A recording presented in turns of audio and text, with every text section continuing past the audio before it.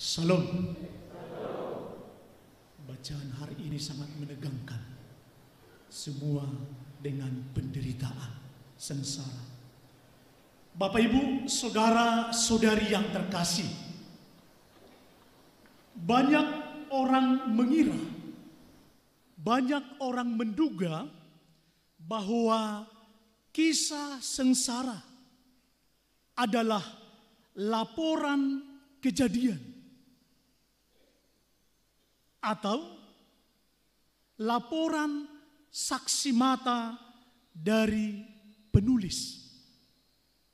Di antara kita ini pun mungkin masih menduga bahwa kisah sengsara adalah sebuah laporan, sebuah informasi dari saksi mata yang menulis peristiwa ini.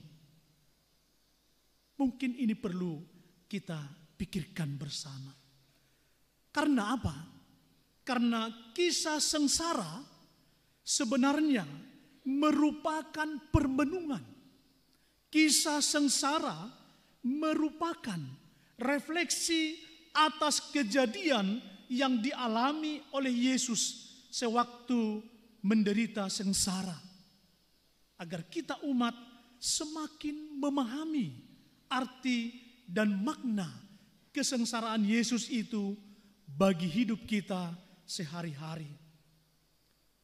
Kisah sengsara Yesus seringkali hanya ditampilkan, hanya dilihat dari sudut penganiayaan. Sekali lagi, kisah sengsara sering sekali hanya dilihat, hanya ditampilkan dari sudut penderitaan, dari sudut penganiayaan, dari sudut pemukulan, pencambukan, dan akhirnya digantung di kayu salib.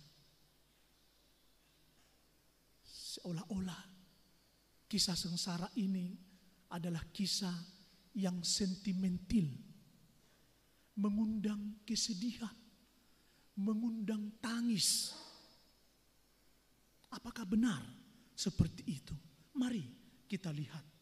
Padahal dalam kisah sengsara yang baru saja kita dengar tadi menampakkan, sekali lagi, yang baru saja kita dengar tadi, kisah sengsara itu menampakkan, memperlihatkan kasih, memperlihatkan cinta Yesus yang total, cinta Yesus yang bening, cinta Yesus yang gamblang kepada manusia. Yesus menampakkan kasihnya kepada para muridnya dengan mengadakan perjamuan malam terakhir. Yesus membuat itu dengan kasih, dengan cintanya. Yesus meskipun dihianati oleh muridnya, disangkal oleh muridnya, bahkan dituduh menghujat Allah, ia tetap berbuat baik. Ia terus melakukan mukjizat-mukjizat yang baik kepada umat manusia.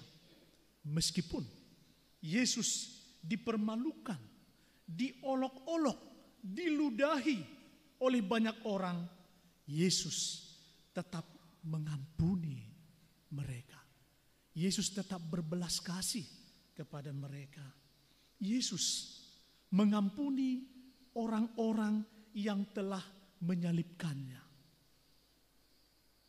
Dan Yesus sungguh menyerahkan dirinya kepada Bapanya. Katanya, "Ya Bapa, ke dalam tangan-Mu kuserahkan nyawaku."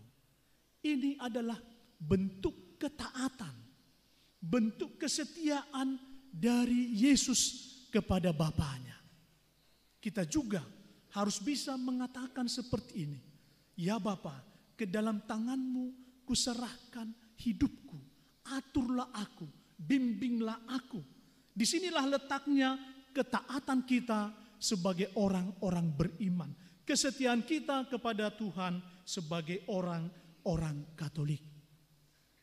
Saudara-saudari yang terkasih, dari ungkapan-ungkapan tadi jelas bahwa kisah sengsara, bukan kisah bagaimana Yesus wafat.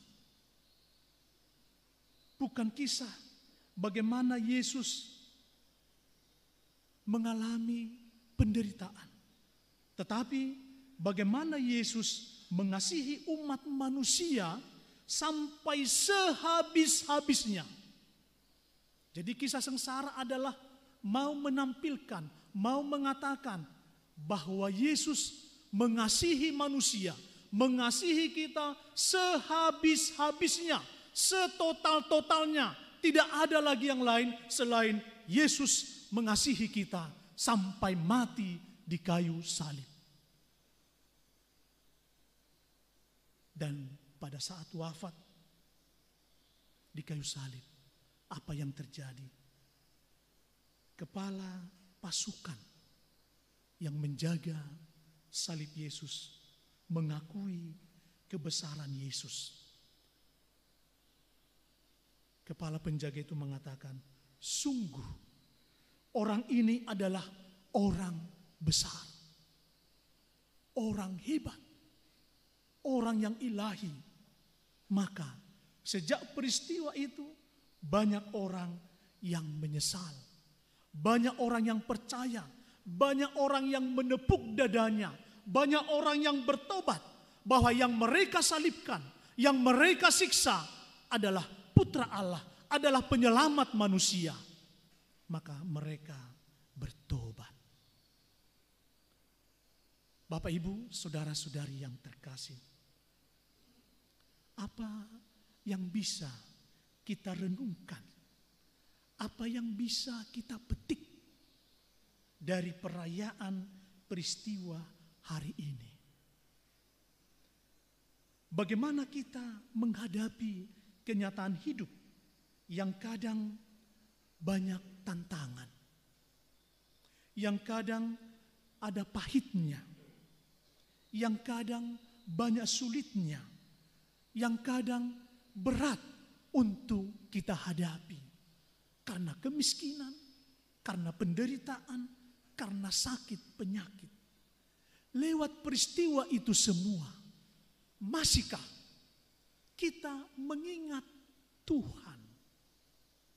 Lewat peristiwa-peristiwa yang menantang tadi, yang sulit tadi, yang banyak beban tadi, masihkah kita berani dan memohon, mengundang Tuhan untuk hadir dalam peristiwa-peristiwa hidup kita seperti itu?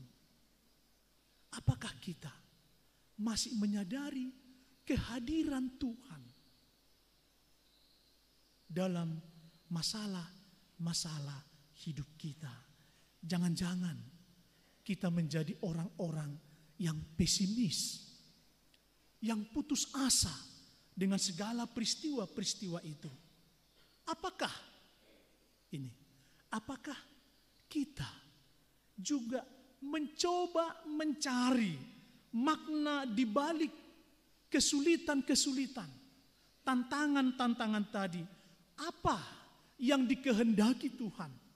Apa yang dimauinya Tuhan dalam peristiwa tantangan dan kesulitan itu dalam hidup kita?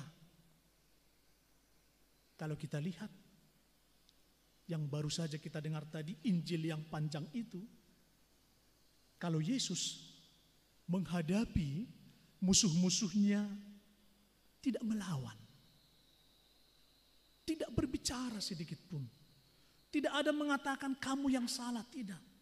Yesus menghadapi lawan-lawannya tanpa melawan. Yesus menghadapi musuh-musuhnya yang meludahi, yang mengolok-olok, yang menyiksa dengan diam, tenang. Kalau kita lihat tadi Pastor Blas membaca, seperti itulah Yesus. Tenang. Tidak melawan. Apakah kita selalu ingin membenarkan diri? Contoh saja, kalau kita dipersalahkan orang, kita kan langsung kontak ini. Mengapa kau salahkan saya? Mengapa kau kata-katai saya? Mengapa kau omong-omongi saya? Mengapa kau gosipkan saya? Yesus tidak melawan. Yesus tenang. Yesus menunjukkan bahwa dia menerima dan mengampuni orang-orang yang menyerahkan dirinya dan menyalibkannya. Itu yang terjadi. Dirinya mengampuni. Dirinya berbelas kasih kepada orang-orang yang sudah memusuhi, menyiksa, dan menyalibkan dia.